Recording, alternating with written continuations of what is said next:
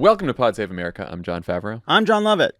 I'm Tommy Vietor. I want you to know that somebody... Lovett, welcome back. It's great to Good be to back. see you, buddy. Been gone for about a fucking month. I How's want you it to know going? that somebody tweeted that they sense tension between me and Tommy and that I haven't been on the pod. And I want you to know something. If there's ever my tension God. between me and Tommy, It's happening. Tommy's off the pod. I'm expelled. Oh, I you thought, guys- I thought you were going to say if there's ever tension between me and Tommy, you'll hear it on the Oh, yeah. pod. No, but... Did you guys decide in advance that I'm out? People, we're not talking. It's an alliance. It's not... It's You guys a have an Survivor alliance? thing. It's a Survivor thing. It's a Survivor thing. Fuck. We don't know where Dan's going to come down. Oh, yeah. I'm gonna. Yeah, you can still get Dan. Dan's still gettable for you. Still gettable. We can get. It could be a tie. And Are then we it could- vote counting? Yeah. And What are we talking about today? What are we talking about? Today's show, Republicans get nervous about the midterms. The Senate tries to pass same-sex marriage protections. And economic expert Lindsay Owens joins to talk about inflation. Then, a new game we're calling Two Takes and a Fake. I think that's what we're calling it. Pioneered by Dan Favreau. Yeah. This In is, conversation. This was on the pod. Dan came up with this game. It's just riffs. Just does it in real time. I was told there was no housekeeping today, but I'm just going to abuse my position What do as you got? host. It's gonna be at The the Wilderness Wilderness. is out. That's not abusing anything, John. It's a show I you've been did a- working very hard on. I worked hard on a podcast, did a bunch of focus groups, talked to voters Even Sundays. He put in in Sundays. in Las Vegas, Every day. in Atlanta, in Pittsburgh, in Virginia, in Orange County. These are all voters who they voted for Joe Biden in 2020, but they're not sure what they're doing in the midterms. So I talked to everyone, get very annoyed about that. Why? Just because it was funny. I tweeted about this on Twitter, and everyone's like, "What? People don't know. People haven't made up their minds yet. What is wrong with everyone? What is wrong with people? How could you not made up your mind? Why are we wasting our time on these people?" I'm like, "Well, because they're voters. They're Biden That's how voters. we win They showed up. elections. They showed up in 2020 to vote for Joe Biden, so we kind of need them." Right. If We need you are listening to this podcast, you are probably not a swing voter, but we need them. Yeah, and then the fun part was after the focus group in each city, I had a panel of experts, and we talked about what we heard in the focus group. So people that you've heard in the Wilderness So you before. had campaign experts react I had a campaign expert to your focus group panel? That's right, they did. They were campaign experts, and they did react. Interesting, Dan. I'm going to be on campaign experts. Stealing a lot from Dan I'm gonna today. be on, guys. I got invited to be on campaign experts. Hey, React congrats. That's a because tough of the booking. Wilderness. That's a I tough know. booking. It's been this long, and I haven't gotten invited yet. Getting a real show. Anyway, let's get to the news. With less than 60 days to the midterms, we've got ourselves a narrative shift. Ooh, Hold on to your hats. I love narrative narrative shifts. shift. I was just shaking the table. Here, It here's didn't the move at all. It's like Twister. here's the Washington It's a Post. heavy table. Here's the Washington Post from this weekend. Republican leaders are scrambling to shore up their chances to win back both the House and Senate as inflation concerns fade, Democratic enthusiasm for protecting abortion rights surges, and new fundraising challenges emerge in the crucial final months of the campaign. It's funny, I can't even get excited about leads like that because I imagine them about the other Democrats verse. and how annoyed I am and how over simple it is. Overtorqued. Oversimplified. It's overtorqued, yeah. And you felt them searching for a third one. Yep. And they landed on fundraising, which is a real concern, but it's just not as high level as the other ones. We're going to talk about it. So the knives are out for Rick Scott, who Republicans are blaming for bad Senate candidates and money troubles. Party's also upset about falling gas prices and are starting to make their negative ads about crime instead. Good luck trying to take out Rick Scott. We don't even know where half the Horcruxes are. Hey, I made a Harry Potter reference. I'm back. There you go. I don't even like Harry Potter. It's written by a transphobe. About kids who are good at sports. You're required. You have to say that Every if you time. talk about Harry Potter. I really feel it. Okay, and I still haven't seen all the Harry Potter. It's fine. All right. And internal Republican polling is showing that some House races are getting tighter because of increased enthusiasm and approval for Democratic candidates. Guys, let's start with Rick Scott. Is he fucking up the Republican Senate chances, or is he just an unfortunate-looking scapegoat? How real are these money challenges? I mean, I think when you said he was to blame for bad candidates, that's the one I think is completely unfair. I mean, Trump is to blame for most of the candidates. But my takeaway from... And Republican voters. Well, yes, of course. They're picking him. Of course. They're picking him. But I think Rick Scott is legitimately bad at his job. I wrote down a few proof points. I would say releasing an economic plan that would raise taxes on half the country, bad idea. Even Mitch McConnell knew that was Well, sunsetting Medicare and Social Security. right. And every other government program there is. I would say attacking Joe Biden for going on vacation in Delaware before getting on your private jet to a yacht in Italy, bad idea. It's very clear that the NRSC has spent way too much on strategies, especially digital ads, and sort of like a hyper-aggressive fundraising digital tactics that are completely unethical, that have not paid dividends. I also think, to your point, John, Rick Scott put himself and his plans in an ad. Again, two of the most unappealing things I can think of in the same ad. And so also, I don't think it was a very smart idea for him to go nuclear in response to Mitch McConnell. He did. I mean, like, do that after you win, but don't declare now that your candidates are good. He didn't just. I thought originally when I heard that story that he just, like, some reporter asked him, and he wrote an op-ed. He wrote an op-ed, and saying that anyone who criticizes him is a traitor to the cause. Traitor.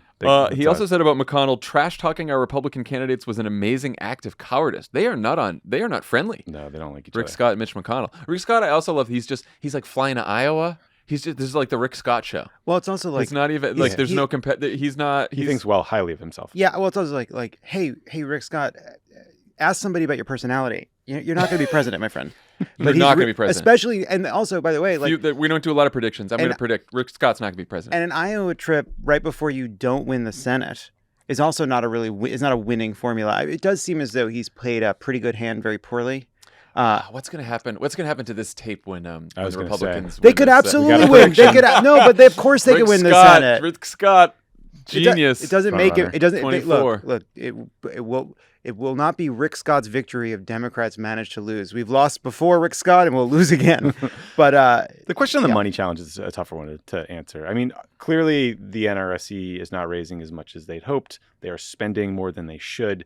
But like any billionaire can swoop in at any time and cut a big super PAC check and level the playing field. Well, the other thing they talked about is the $200. Like they're really struggling to raise from like the sort of the lower dollar donors, and I don't know whose fault that is, but I think it's sort of coming to like we've been talking about these absolutely bananas conservative and Republican emails trying to kind of cattle prod their base into donating money, and it seems like maybe they've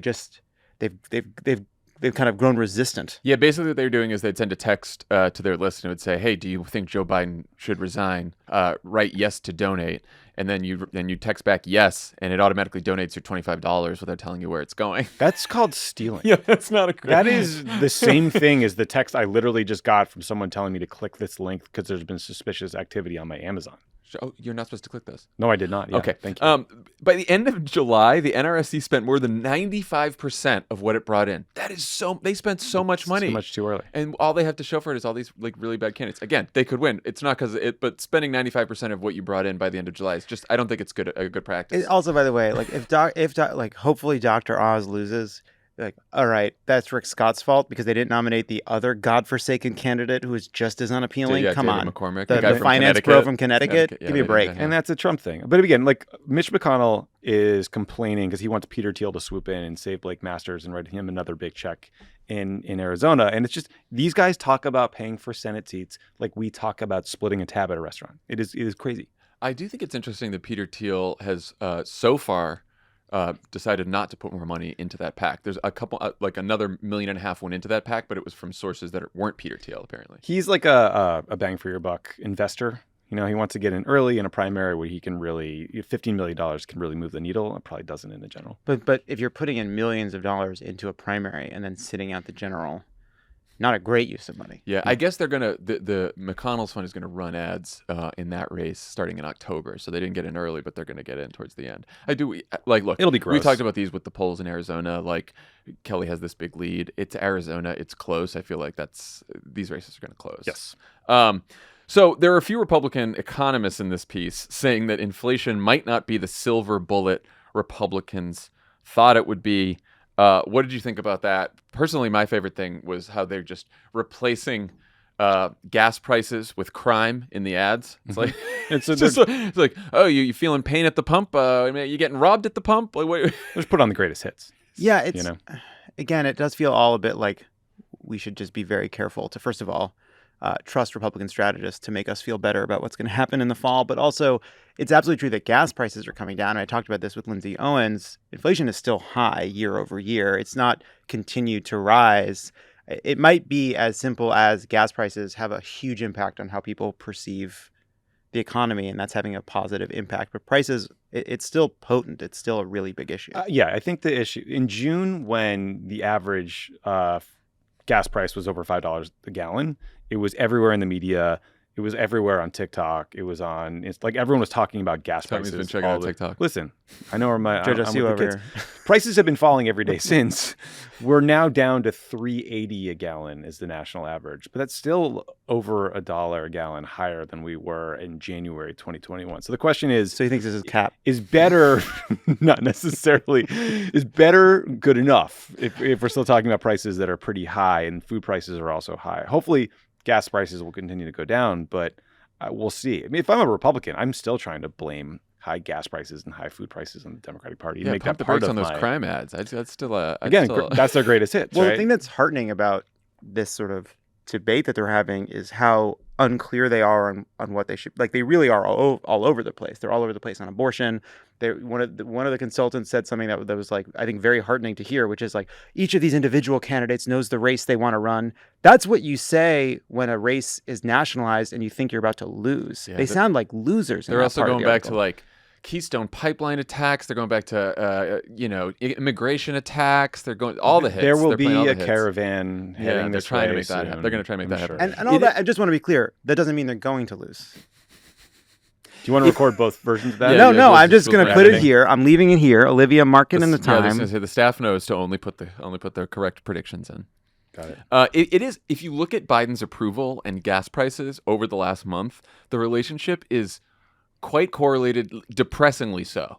Yeah. I say depressingly so because there is very little true in Carter, that a too. president can do about gas prices, and so you're just sort of, your approval rating is, it's up or down based on the gas price. And again, because this is like the media finding a narrative. It's like Joe Biden's approval rating skyrockets from 38 to 44. 44 is still not that great, people. It's under 50. It's a disapproval rating. It's well, It's not great. It's better than it it's was. better that it could get you through. Look, it's less about Joe Biden right now, and it's more about these Democratic candidates. You got a Joe Biden sitting at 44, 45. You can plausibly outperform him. You got a Joe Biden sitting at 38, 39. Going to be really tough, Really even hard. if you're the best candidate running against a really Of bad course. Republican. It's Yeah. going to be tough to outperform him. What, if anything, should let's talk about Democrats, because we control that. We don't control Republicans. What should Democrats do about lower inflation and gas prices? Brag about it? Should we start saying, look at Joe Biden fixed everything? Stop talking about the issue. Focus on abortion instead. What do you think? Is there a third way? Lovett's a big Whatever third you way guys, guy. you guys come up with whatever you want. Oh, wait, I wrote a line. You ready? Lovett's a no labels. Okay, love it's no. Here we go. While Democrats were fighting the war on inflation, Republicans were declaring war on women. Who's that for? It's for whoever wants it out there in the world. The DNC now. So They okay, could do worse. we can workshop have. that. We can They workshop have. that. I remember when economists and others were making fun of Joe Manchin on Twitter for naming the basically climate change bill the Inflation Reduction Act. Notice we've been defending Joe Manchin since the beginning Well, of time. I'm glad he named it that. I think that's like, I think every Democrat, they should bundle up all the economic proposals they've already made and put them into a package that they call their like inflation plan or their gas prices plan, and then talk about it on the stump. Maybe it's part of your ads, but if Dobbs and abortion is the most important issue in your state, then you should run on that and focus on that. But just have this in your back pocket and then wrap the Rick Scott tax increase around your opponent's neck. That's what I would do. I would nonstop remind people that Republicans want to help rich assholes who are gouging consumers during inflation. And when all the liberal economists whine about that, I would ignore them. Here are the things we're doing to make inflation better.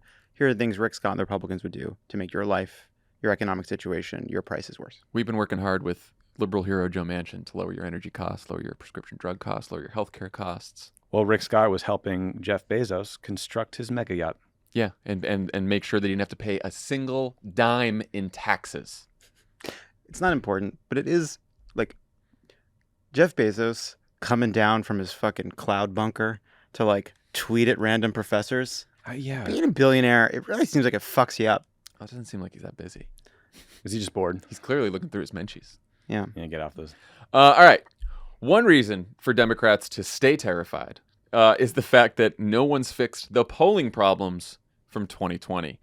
Nate Cohn has a piece in the New York Times today about how Democratic Senate candidates are outrunning expectations in the same places, dun dun dun, where the polls overestimated Biden in 20 and Clinton in 16, places like Wisconsin, Nevada, and Ohio. What do you guys think is going on here? Should we all cancel Nate Cohn for telling us this? Yeah, the thing you do with information that you don't like is you attack the messenger on fiercely personal terms. Yeah. So, Jon Lovett, you start.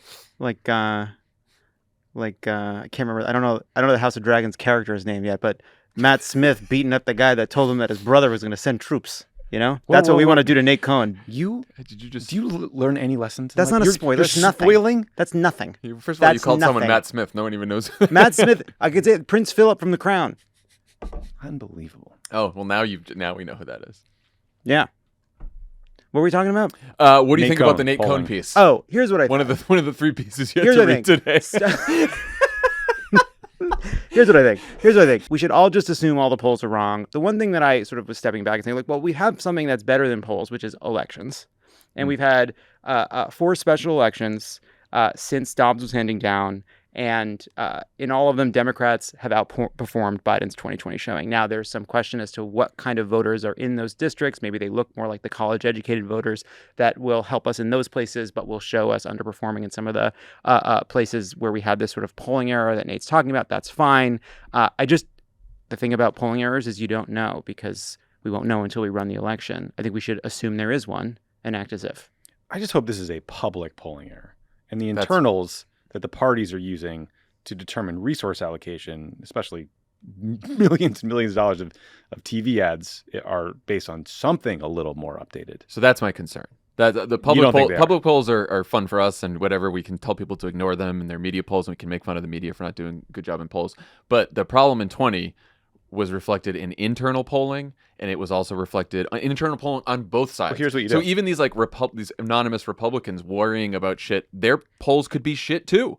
We just call that Trafalgar. The Trafalgar guy. He's the only one. He's the only one who knows. Trafalgar. Thank you. The problem here Get is, those guys on it. or one of the theories here of what the problem is that it wasn't necessarily in 20 like Trump voters lying to pollsters. It was Trump voters being less likely to talk to pollsters at all. Response bias. And Biden voters were just sitting home during the pandemic, with their masks on inside, very excited to talk to pollsters about how much they hated Donald Trump. They couldn't just, every pollster call, they got on the phone. They talked about how excited they were. Yeah, right.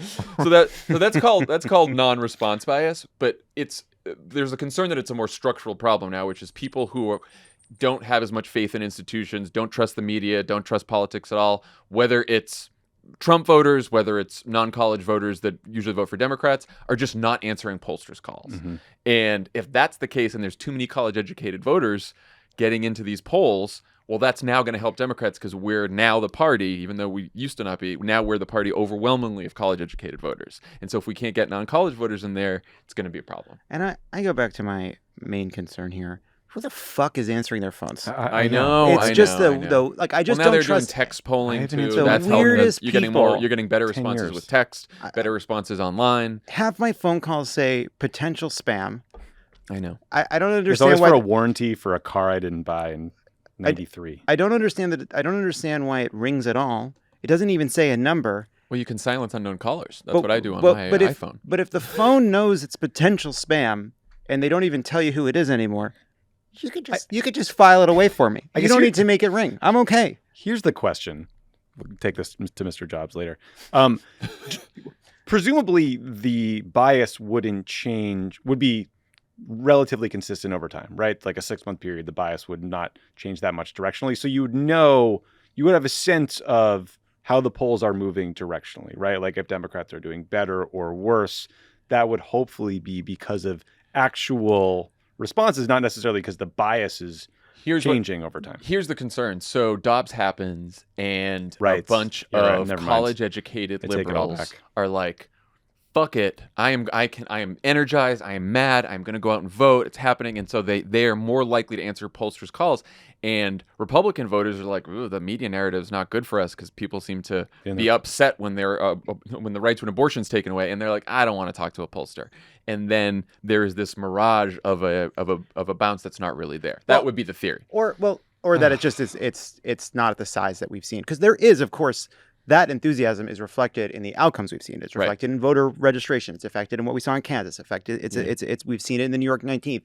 Part of the problem here is like the polls that happen in the run up to an election are not are a snapshot in time, days, weeks before the actual election.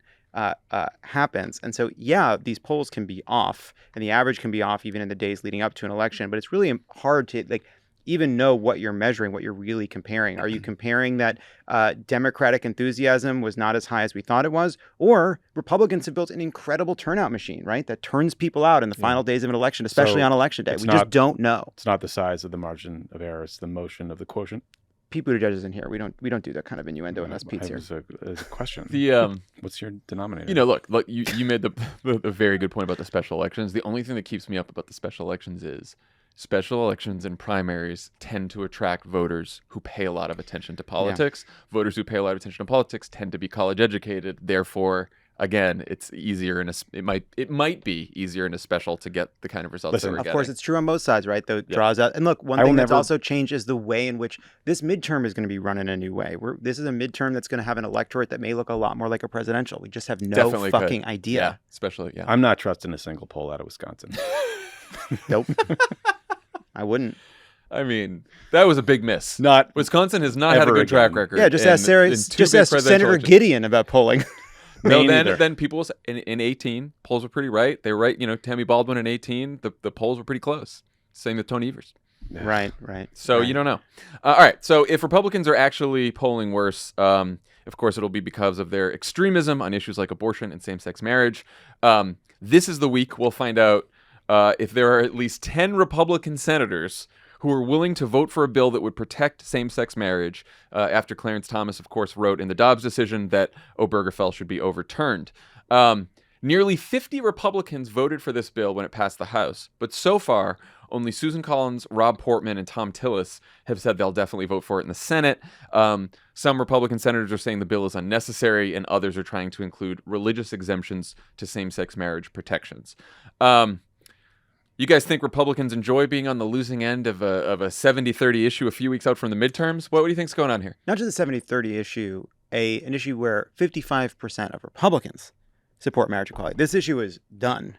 This is not a question. At the risk of being sent to the island with Nate Cohn, do we wonder at all how many California and New York-based respondents are in that 70-30 number and whether it's tighter in states? That would just be my question politically. I think there's no doubt that this being against marriage equality is underwater in every state, but the question is how much. I think that's all you can say is that it's under in every state. Yeah, or just about every state. Yeah. If it's a 70-30 issue nationwide. I think these guys are trapped between what the majority of the country wants and what the MAGA base wants, which is pretty fervent bigotry. Yeah. Well, and also I think the challenge here is. Or why this is happening with Republicans is Ron Johnson is really the most endangered incumbent. I guess you can make a case for maybe Marco Rubio too, but the rest of them don't have a race where they have to face a general electorate that would probably be favorable towards same-sex marriage. What they have is potentially a primary coming up in some race in the future where they're worried about the base. So they're all saying, fuck it. I also think something's happening where they all want to jump together. So you could end up getting a bunch more Republicans, but they don't want to say it now and make themselves a target. So they're just going to wait for the actual vote. Which is why Schumer has said we're doing a vote. Yes. And Johnson's it is his Senate colleague that is leading the effort, who is a lesbian woman.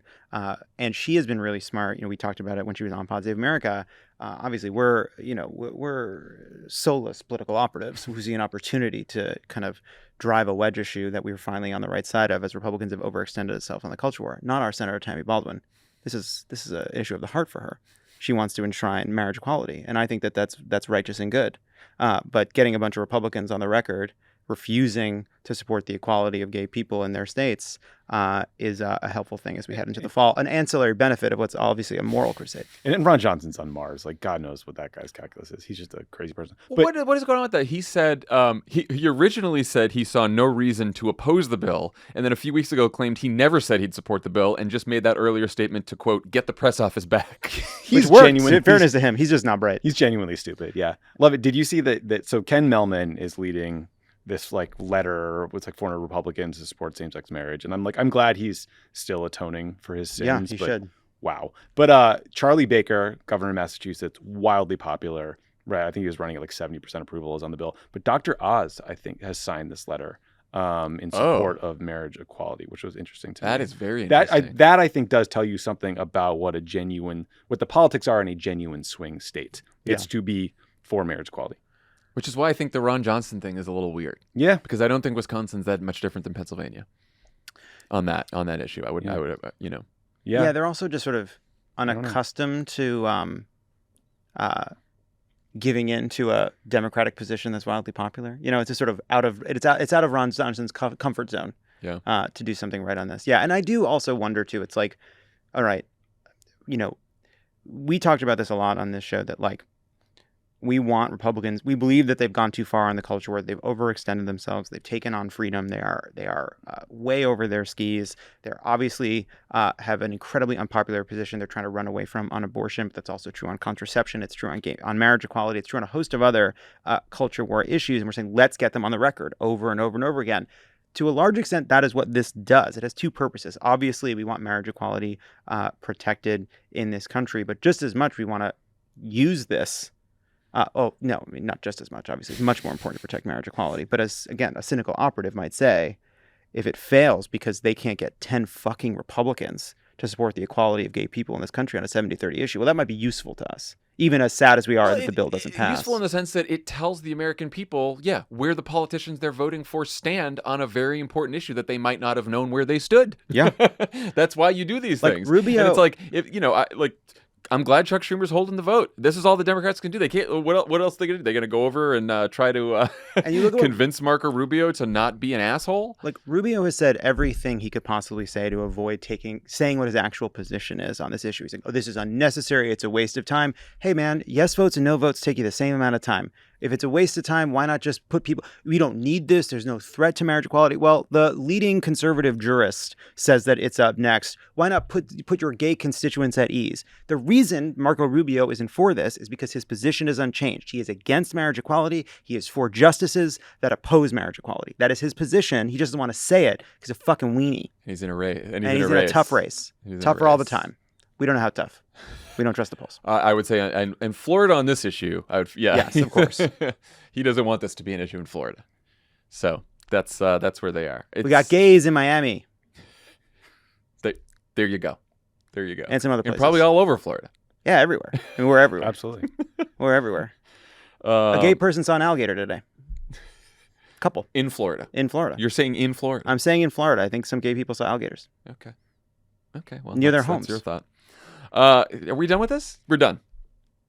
When we come back. Couldn't find a segue. There was no segue from that. When we come back, Lovett talks to Lindsay Owens, an economic expert about inflation. How's that? How's that for a segue? The presenting sponsor of Pod Save America is Simply Safe. It's fair to say Washington hasn't been doing enough for our safety lately, but there is one company that's been doing a lot. Simply Safe Home Security. It protects your whole home 24/7, and their professional monitoring agents use video evidence to verify a threat is real and pass that information to police for higher priority dispatch. Because at Simply Safe, your safety is all that matters. Simply Safe's agents call you the moment a threat is detected and dispatch police or first responders in an emergency, even if you can't be reached. Simply Safe blankets your home in protection with advanced sensors for every room, window, and door, HD security cameras for inside and outside your home, and even hazard sensors that instantly detect fires, floods, and other threats to your home. Lovett has Simply Safe, and he's snug as a bug in a rug. You bet. Set it up. Works perfectly. Highly recommend it. There you go. It's a great system. Heard it right from the horse's mouth. Okay. Customize the perfect system for your home in just a few minutes at simplysafe.com/crooked. Go today and claim a free indoor security camera plus 20% off with interactive monitoring. Go to simplysafe.com/crooked. There's no safe. What I always say, there's no safe like Simply Safe. Pod Save America is brought to you by Ramp. Want a better way to simplify your business finances across expenses, payments, and accounting? I do. If so, Ramp could be a complete game changer. Ramp is a corporate card and financial software suite designed to help you save time and put money back in your pocket. Ramp gives finance teams unprecedented control and insight into company spend. With Ramp, you're able to create budgets, issue cards to every employee with limits and restrictions, and automate expense reporting so you can stop wasting time at the end of every month. Ramp's accounting software automatically collects receipts and categorizes your expenses in real time so you don't have to. The time you'll save each month on employee expenses will allow you to close your books in days, not weeks. Ramp saves you money. Businesses that use Ramp save an average of 3.3% the first year. Just spitballing there, 3.3%. And now get $250 when you join Ramp. Ramp. Wow, you just get $250? Just go to ramp.com/America. Ramp. Ramp.com/America. ramp.com/America. Joining us now to talk about inflation and gas prices, I have a Tesla. It's the executive director of Groundwork Collaborative, Lindsay Owens. Thanks for coming on the pod. Thanks so much for having me. I'm a big fan of the show. So last spring, thank you for saying that, by the way. It'd be great to have you even if you weren't. Last spring, gas was averaging $5 a gallon. And Republicans were promising to destroy Democrats on inflation. Fast forward, and Republican strategists are warning their candidates that they need to broaden their message. But even as gas prices have fallen, inflation as a whole has only really dipped. It's still near 40-year highs. What is the impact of inflation right now? How is it actually impacting people's lives? Yeah, so we are definitely not out of the woods yet on inflation. As you mentioned, hit those 40-year highs in June. And then in July, started to see some cooling, right? So we got those gas prices down, which is a huge relief to families. And then we actually saw zero inflation in July. So on average, prices did not increase at all. Going forward, we're actually anticipating a little bit of deflation. So we may see in the August numbers, the price level cooling a little bit, negative 0.1, something small, but we'll still be in the 8% range year over year, which is a big change from years of low inflation. I think, how does this affect families? Of course, these high prices are really pinching families. Food prices are still up. That's hurting folks, particularly on fixed incomes who really can't afford to drop down much to decrease their demand for food. And we're seeing, still car prices are up, although we do anticipate used car prices to drop a touch in this next print. But I think, overall, the outlook is starting to look good. It's very promising, although, of course, still a lot of uncertainty in the months and weeks ahead. Can you talk a little bit about what it's been like trying to understand the economy in the wake of the pandemic? Like, how do you know when to apply, like, quote unquote, like normal rules? And how do you know when to sort of throw them out the window and say, we have no clue, it's a once in a century pandemic? Yeah. So much about this moment has called into question the conventional wisdom, the sort of econ 101 wisdom that you learned in, your freshman year in college. A lot of that has been out the window since the pandemic hit. The supply chain snarls that we've seen are really unprecedented. COVID zero policies in China. Those are things that really haven't impacted us ever. We didn't have the same global trade system the last time we had a global pandemic 100 years ago, right? The shift that we saw, this sort of historic shift we saw from spending in services to spending in goods, that was really unexpected. Although, again, kind of good news on that front, we're seeing some normalizing there. The fact actually that right now we're experiencing price declines alongside low unemployment, right?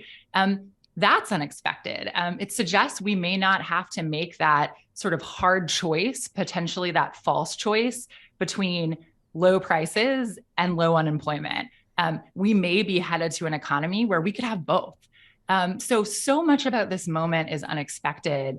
And I think, the president and the Biden administration is really in uncharted territory.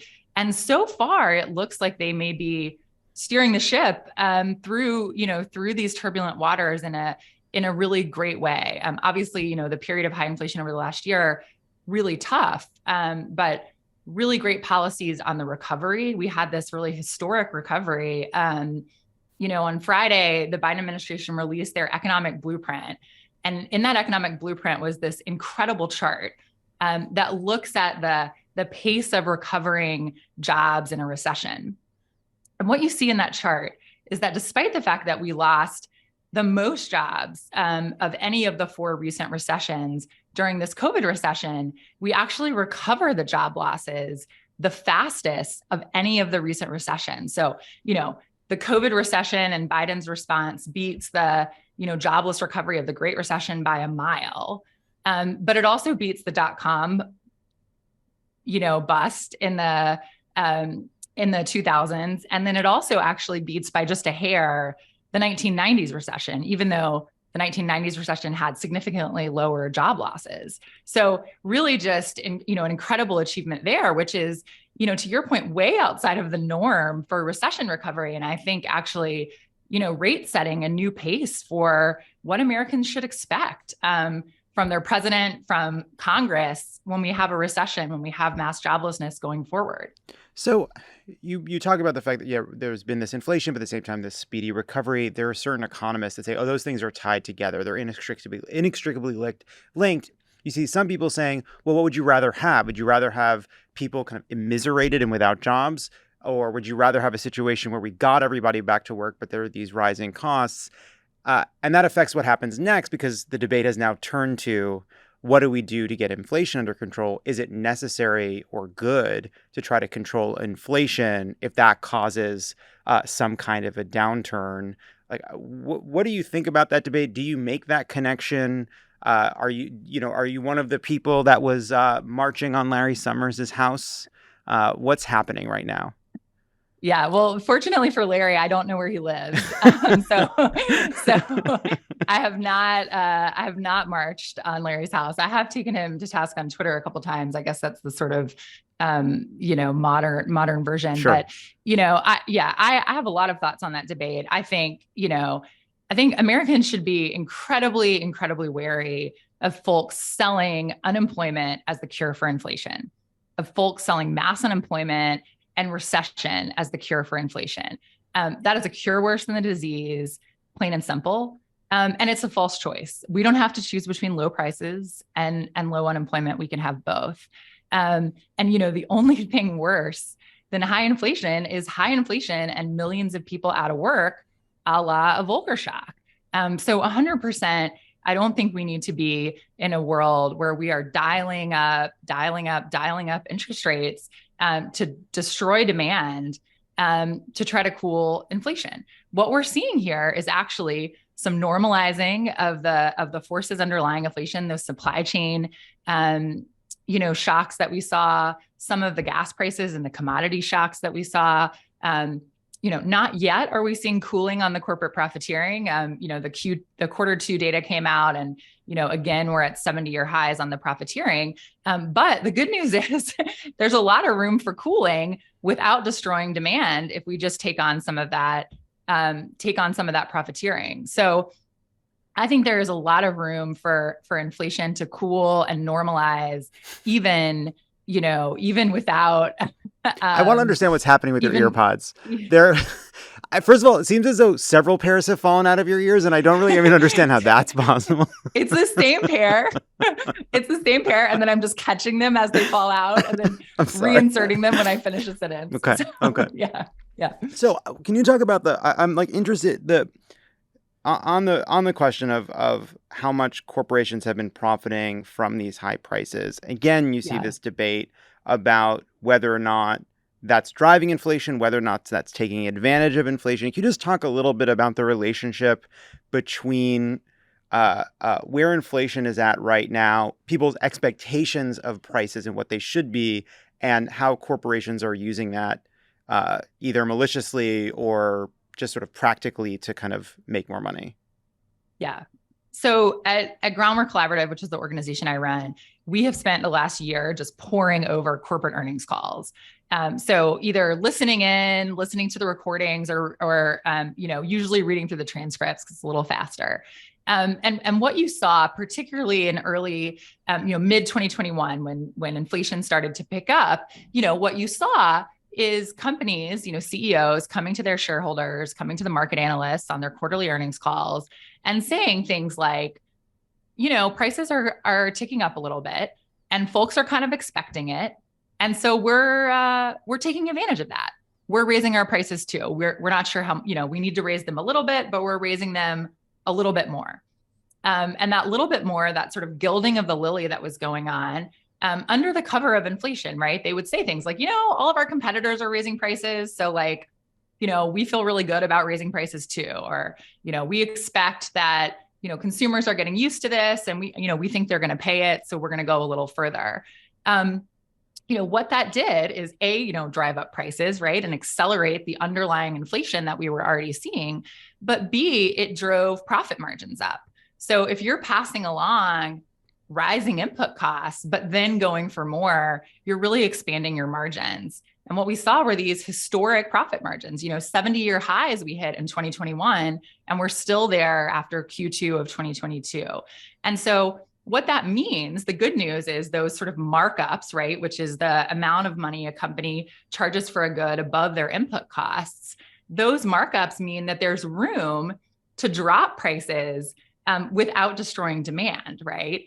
And Lael Brainerd, at the Fed said just last week that she sees one of the real tailwinds for cooling prices to be the fact that there's actually quite a bit of room for prices to come down because of these historic markups we've seen over the last year.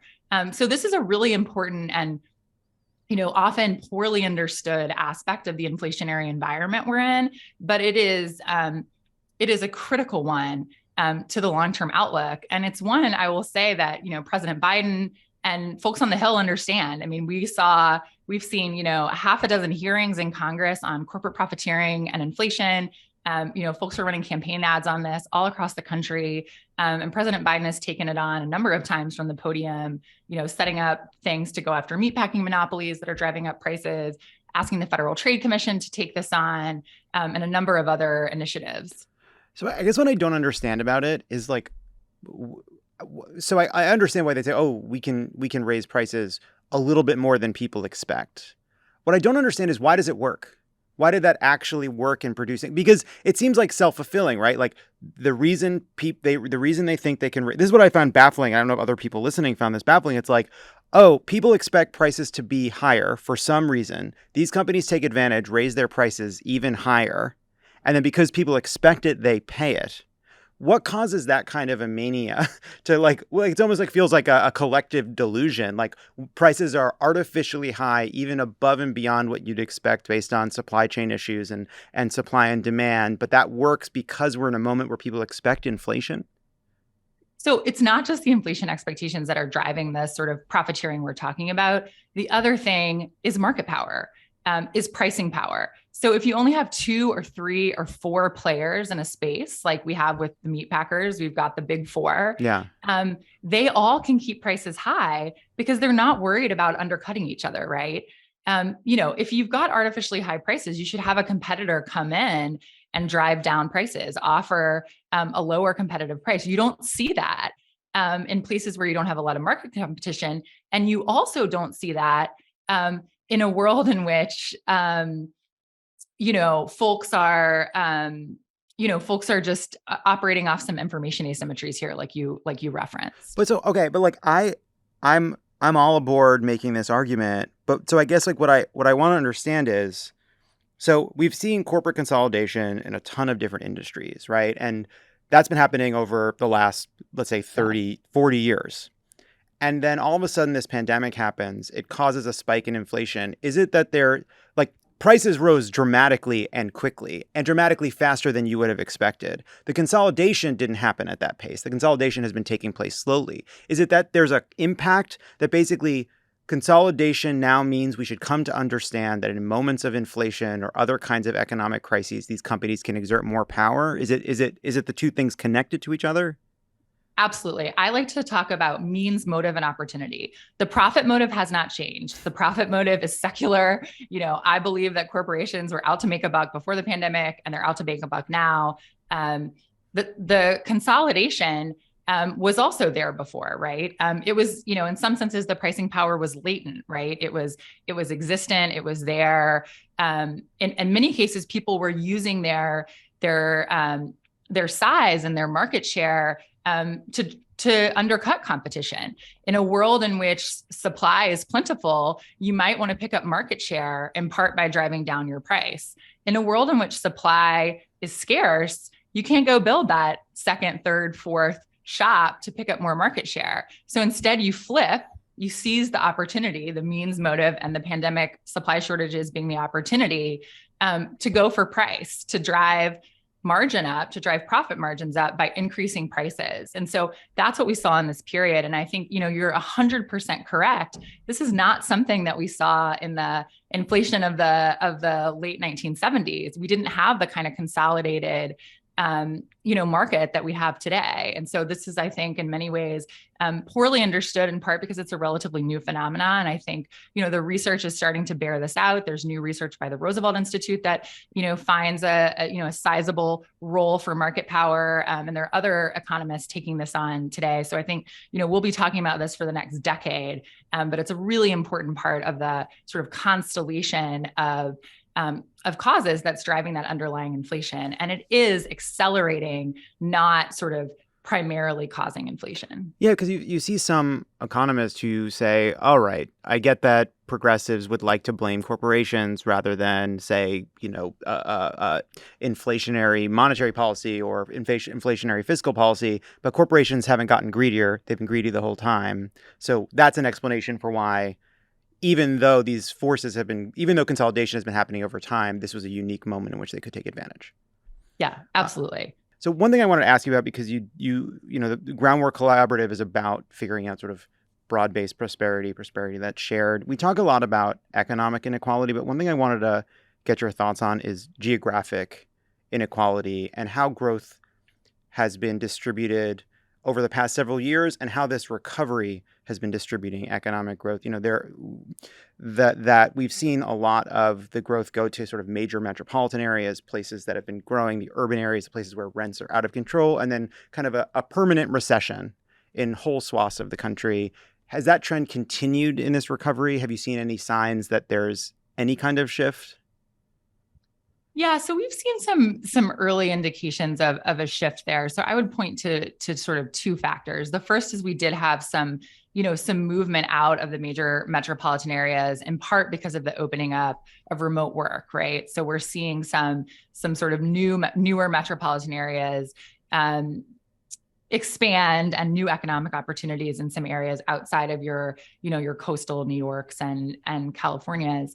But the second thing I think that may, accelerate that trend, and it's a little bit too early to tell, but the Biden administration's industrial policy is really targeted at rebuilding some of that lost manufacturing capacity that we offshored over the last few decades, and that led us into this very precarious, brittle supply chain that lacked any resilience, right? Like, the pandemic hits and we can't even make PPE or COVID tests because we can't make anything, right? Because we made this big bet on the high wage knowledge economy and the low wage service economy. And we're like, well, let other people make the things, right? And it turned out we needed to make some things. So I think, the Biden administration's industrial policy is really targeted towards rebuilding some of that manufacturing capacity and in geographic locales that have been left behind. So, Biden was in Ohio on Friday, opening up an Intel plant. Yellen was in Detroit last week at a Ford plant, right?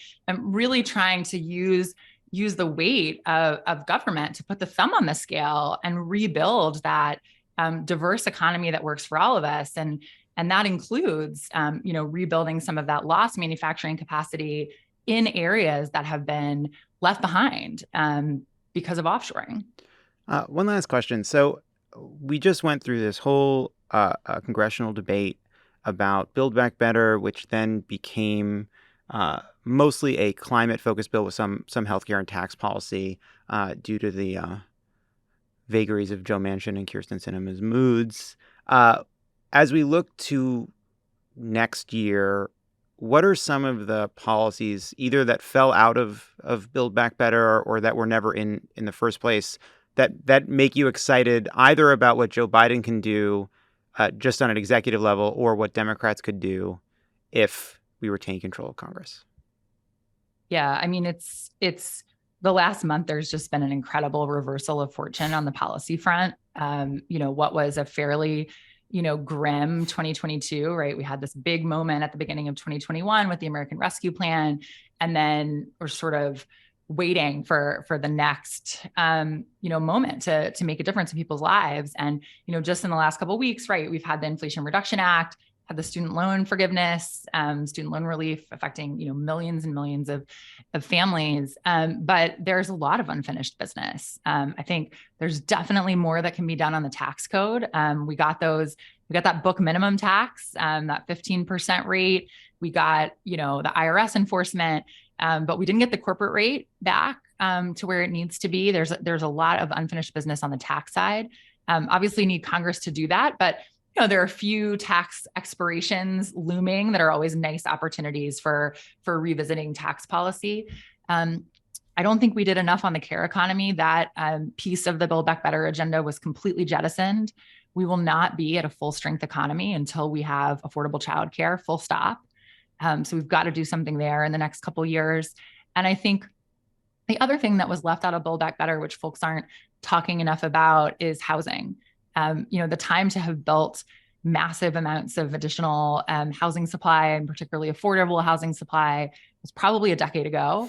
But it's never too late. And we're going to have to move on housing. That's something that maybe has bipartisan appeal. So I think that's going to be critically important. And then, there's a ton on the regulatory side. There's just awesome leadership at the Consumer Financial Protection Bureau, at the Federal Trade Commission. I don't think, Rohit Chopra and Lena Khan are going to be slowing down anytime soon. There's sort of decades of work to do on both of those issues. And I think quite a bit to do on the labor front as well.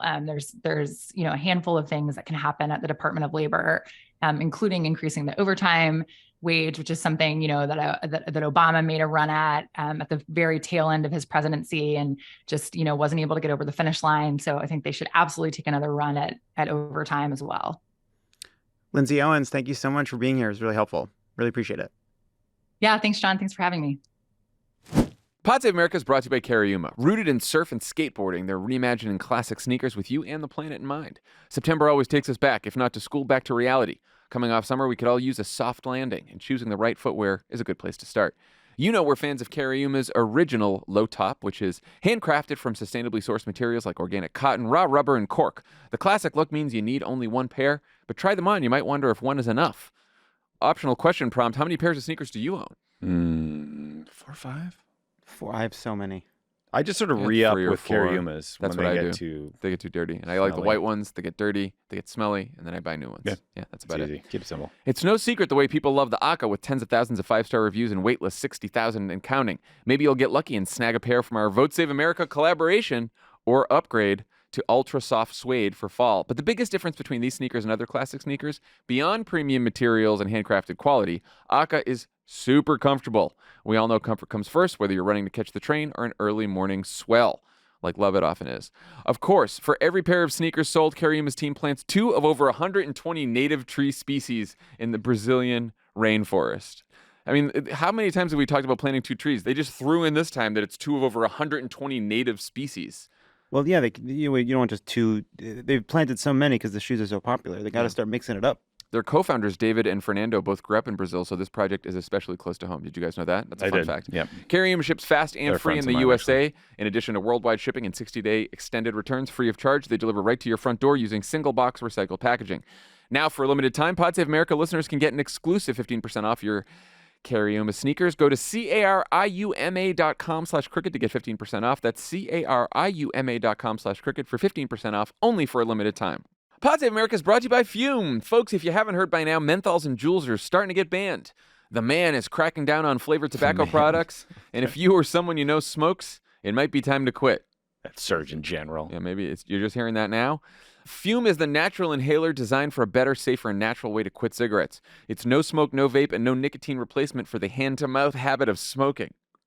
Anyone that's tried to quit knows it often helps to replace a habit than to quit it cold turkey. Fume handcrafts wooden inhalers and uses cores infused with plant oils studied to curb cravings. They have flavors like peppermint with minty notes to simulate menthol cigarettes, and other flavors like cozy chai, lemonberry bliss, and bubbly lime for a sweeter experience. All of their flavors are 100% natural, no harmful chemicals, no artificial flavors, and absolutely no nicotine. Quitting's tough, but Fume can really help. They've got thousands of 5-star reviews from smokers who've tried everything else until this worked. I gifted Fume to someone that had switched to vaping, thinking How'd it go? It worked great. He's using the Fume now. He's putting away the nicotine gum. Good. Plus, the fact that the inhaler doesn't produce smoke or vapor means you can take it with you to places where cigarettes or smoking products aren't allowed, like most bars, restaurants, airports, planes. Planes. So you can use your fume whenever you want it. Remember people used to be able to smoke on planes? Ooh, what a society. Whether you are a smoker or ex-smoker who still struggles with cravings, Fume is the perfect tool for you. Head to breathefume.com/PSA and use promo code PSA to save 10% off your entire order. That's 10% off your entire order when you head to breathefum.com/PSA and use code PSA. All right, before we go, we have our chief take officer, Elijah Cohn here. Not for Take Appreciator, for a new game that Dan Pfeiffer came up with called Two Takes and a Fake. Elijah, tell us all about it. Yes, very excited, guys. Shiny new segment that we're going to try out right now. Welcome to Two Takes and a Fake. Listeners of the show will note, as Jon said, that Dan suggested that we try this. It's our take on the classic game, Two Truths and a Lie. Here's how it works. I'm going to read you guys 3 takes. The producers have seen these takes. Jon, and Tommy have not. 2 of the takes are real. 1 of the takes is fake. You 3 must decide which one is fake. And then this game has 3 different rounds. There are 3 different topics. And the way we're going to gamify this a little bit more is you guys are going to be playing against each other. You don't have to come to a consensus. I suppose you can come to a consensus if you want, but No. No. Competition. you guys are competing. I want to beat them. Okay. Yeah. All right. Wait a minute. I just got an idea. Does the loser have to write a book report about Jared Kushner's new book? You know what? I want everyone to be home to understand what it's like trying to be creative at this place. Oh, yeah. You know what I mean? You throw out a new idea and you just get shit on. You know what, Listen, Elijah? We'll do it over at Todd Save the World. Tommy's The show for like intellectuals. Tommy's like early 80s Steve Jobs. He just thinks we should think different. Yeah, you know, think and we're bigger. we're automatons with our PCs. Look, I think I finally found a slot for that prize. I'm about to throw a hammer What are you through about a to do? TV. Okay. The first topic is the Queen. You guys may have heard Queen Elizabeth died last week. Yes, I did. Bringing her 70-year reign to a close. Both Die off, mourners Queen, and you know? takes. Yeah. oh my God. Both mourners and takes have gathered in observance. That brings us to these takes. 2 are real, 1 is a fake. Okay. Here's the first. I'm sorry, but I'm seeing thousands of people outside of Buckingham Palace and millions of people sending condolences from all around the world. Twitter is not real, and you don't have to give in to the woke mob to be loved. That is number 1. Oh, okay. Take number 2. I always thought of Queen Elizabeth as an avatar of nepotism and colonialism, but as time went on and victimhood became fashion, I began having creeping admiration for her stoicism. Ugh. Take number 3. Right now, we're seeing proof that monarchies have value because they last a long time, instead of being subject to the crazed politicking of the day. All right, 2 takes and a fake. Let me know if you need to repeat any of those. So I'm not going to say which. I recognize one of the takes. I've seen it. I've experienced it. You want a fucking cookie? Uh, What does that do for anyone? What does that do for anyone listening? He's really upset from your the Jared previous Kushner comment. He thing. doesn't like that. Really It really hurt him. To your You really vote. hurt him. He's hurt people. You know what I mean? And that's what we're getting from Tommy. To your vote. I am gonna say. Well, we have to do it at the same time. Oh yeah. How's this work, CTO? I think you guys just deliberate. Everyone I think it brings matters. their own. You can agree, you can disagree Okay. with each All right. other. Everybody have You don't theirs? have to come Yeah. to the same conclusion. I go. I'm 1. 3. I was going to say 2. Wow. Wow. That's good. Good This take. is Good cool. take hunting. Yeah. All right. The winner is Favreau. Fake. Take number 1 is the Of course fake. it is. I knew it was 1 or 2.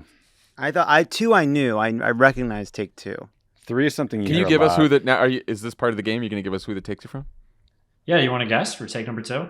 Ooh, that could take a while. Or do you want to No. just tell us, Lovett? Just tell us. Just tell us. Just Just tell us. It's Marine Dowd. Take number 2 is from Marine Dowd. Okay. Yeah, And I could see that. Where's Sure. take number 3 from? Dave Rubin over at The Blaze. Oh, Okay. Okay. All right. Right on. 1 for me. Just under. Like, what? Come on, America. We don't like this. Royalty. It's bad. I think They should be marched to the town square. Their goods should be taken from them and given to the people. I see I'm surprised Charles. you weren't invited on the special bonus episode of Pod Save the World. I see Charles like waving his little hand to get some member of his team to like remove something from in front of him, and it's like, who the fuck are you? You're just some guy with kind of oddly chubby fingers telling people what to do. You don't deserve it. You don't do anything. So the weird hands. he does some sausage Weird fingers. hands. Yeah, no. Drink some water, Charles. You look dehydrated. What an incredibly nuanced take, the likes of which you might find on Lovett or Leave It. I think you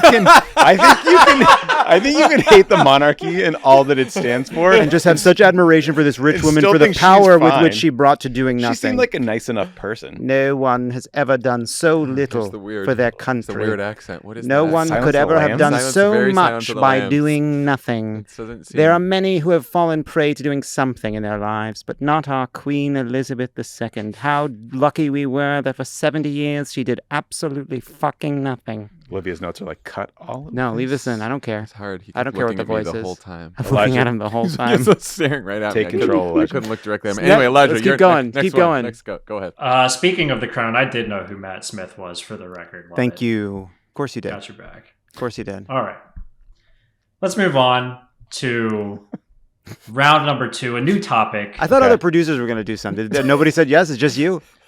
No, I tried, and they were like, "Takes are your thing. Like, we don't have the sickness. Like, they were like, we That's fair. don't have a sickness like you." And it was actually, I was like, "You don't?" Like, so It's harsh. there'll be more segments in the future. We want to expand the PSA universe, though. Olivia and Hallie did a great job working on this with me today. They're the best. All right, All right. Great. new topic. The level. It's like enough. You derailed him, and then you yelled at him for being derailed? The fuck kind of boss are We you? knew this You'll segment see. You'll see would him at the break holiday the party. show. Chill the fuck out. All right, conflict works. The segment's going Unbelievable. great. It's like, Topic number 2, threats to democracy. So recently, Joe Biden has called out MAGA Republicans for trying to undermine democracy. Let's hear some takes about it. These are all headlines. Okay. They're short and sweet. Ooh. So, headline number 1. Joe Biden's speech was worse than simply being divisive. It was hypocritical. Headline number 2. Democrats were the first election deniers. Headline number 3. Joe Biden is disgracing the institution of the primetime presidential address. oh, Got it. I got this yeah, one. I Wait, got wait, it. got it. Can you give me 1 and 2 again? I know 3. We all know 3 was written by Mark Thiessen. So what's 1 and 2? Whoa, you just gave They it know away. me. I trust my boys. What's 1 and 2? 1. Joe Biden's speech was worse than simply being divisive. It was hypocritical. 2. It's a bad headline. Democrats were the real first election deniers. But that's a true thing I've I seen think out number there. 1 is the fake take. I do too. And Okay, I I think agree. I'm I going- agree. I everyone agree. should just know that Mark Thiessen likes to defend torture and write things that stupid, and he's yet still employed by the Talk Washington about Post. torture. Read these columns. My predecessor. Team win. You guys win as a team. Okay, There you good. go. Everyone's right. 1 was the fake one. I'm still in Thanks, the lead. Pundit. It's important. I'm in the lead. It's true. Yeah, John's in the lead. Okay. Any comments on the state of democracy right now? The discourse out there that Democrats are the real election No, deniers. you're not going to bait me into that. You're Yeah, gonna bait me into that. that's a real fun Twitter debate. 2006, 31 Democrats in Ohio legislature. Don't want to go down that rabbit hole. I'll just only say that I think there's a lot of people in a mindset of just like loving Queen Elizabeth, and I think it's because there are a fair number of Americans who just wish to be fucking ruled. And that's something to consider. Okay. Strong. Strong. Yeah, that was a strong take. All right. Before we move on to the last round, just to recap, Favreau's up 2-1-1. Thank Sure. you, Elijah. Thanks, Slash. How do you guys think this is going so far? New Great, segment. really good. Just checking. Really Yeah, good. Little, Really good. little slow. Okay. Whose fault is that? I'll try to bring a little pace here. As we move on to topic number 3, should be a home game for Tommy. Yeah. So the war in Ukraine. Because he's a worldo, not because he's from Yeah. Ukraine. Sure. Foreign I'm policy Russian, podcast. actually. Yeah. Yes, a light topic for the final one. Great job. Keep going. It was tough to either start out with choose to start out with a banger and with the Queen. But anyway, war in Ukraine. This weekend, Ukrainians put on a stunning counteroffensive. They retook huge chunks of territory from the Russians and outperformed most expert expectations. Let's look at some takes about it. Take number 1. Let's be clear. Joe Biden already lost the war for Western civilization. Putin didn't withdraw from Afghanistan. Putin isn't teaching critical race theory in Russian schools. Take number 2. Jesus. Right now, things are going very, very badly, which is why the Ukrainians are so desperate. The Biden administration is trying to figure out how they retreat from their dumb position that they've taken. And now take number 3. As Russia wages war, the United States Army is training officers on gender identity. Forcing soldiers to accept that one can choose their gender creates frictions within an organization that is dependent on unity. Which one is the fake? Man, those all seem so real. And there's versions of them out there. Yeah, I feel 1 or 2 is the I fake. feel- I'm gonna with go- you. I'm with you. Can you Can you read the first 2 again? Yeah, read the first 2. Read the first 2. We need the first Phone 2. a friend. Phone a friend. Okay. Take number 1. Let's be clear. Joe Biden has already lost the war for Western civilization. Putin didn't withdraw from Afghanistan. Putin isn't teaching critical race theory in Russian schools. I can't with that last part. Take number 2. Right now, things are going very, very badly, which is why the Ukrainians are so desperate. The Biden administration is trying to figure out how they retreat from the dumb position that they've taken. God, 2 sounds like something Tucker Carlson said very recently. Two is colloquial. I'm very impressed by the crafting of these of Yeah. the fake take. We just gotta go for it. I think I'm gonna go 1. I think I'm gonna go 1. I'm gonna go 2. I think. God, I'm really torn. I feel like oh no, I just don't want. I'm going 2 just because it's the only way to come back. Wow, Favreau, strong win, 2-point win. yes! Proved it. There you go. I felt it. Who was it? Take number 2 is from Douglas McGregor, who is a Ukraine war expert. He said that on Tucker Carlson's show right at the start of the I'd coverage. even You seen had- it. Yeah, I you had it. had I it. knew You it. had it. You should have gone with your gut, man. And then the third one was basically Ted Cruz said something similar. That's been all over. Oh, That no. third one is an op-ed. Yeah. Is that an op-ed? Third one? It's from the Washington Free Beacon. Yeah. Sure. I saw You that. know what? This was great. Yeah, the Russian army is not showing how tough. I they love are. this game. I'll I play li- it all the time. I like this game too. I would also like to I'll challenge anyone. I'd like to implore pro-Ukraine Twitter that a successful Ukrainian offensive is not a moment to retweet yourself from a few months ago to show how right you are. That's a weird With your way into this. with your Twitter pic. That's It's really self-absorbed. It's not a TV show. it's a, It's not. It's real people. It's just not a TV show. Also, like, people need to stop just constantly tweeting videos of soldiers getting killed on either side. Like, it's just their own snuff. a game. Footage. Gamified war is not It's not a bad for great everybody. development at all. No, long term, it's one, horrible. One more for thing the everyone. internet has fucked up. Yeah. Anyway, Was that too serious to close? sorry. That's on me. No, that That's was my bad. Elijah's No, just sort of Outside looking up. the World comes out tomorrow, so go listen to that because I'm sure they'll talk about the counteroffensive. There we go. Elijah, thank you for our inaugural round of 2 takes and a fake. We'll have to play it with Dan soon. Yeah. And Good also, test. thanks to Lindsay Owens for joining us today. She's great. Thanks to all of you, and looks like you two will be writing this game get is- that book report about this game Jared is Kushner's book rigged. soon. This game was rigged. Get the any day now. Honestly. Bye. Stop the steal. Love it.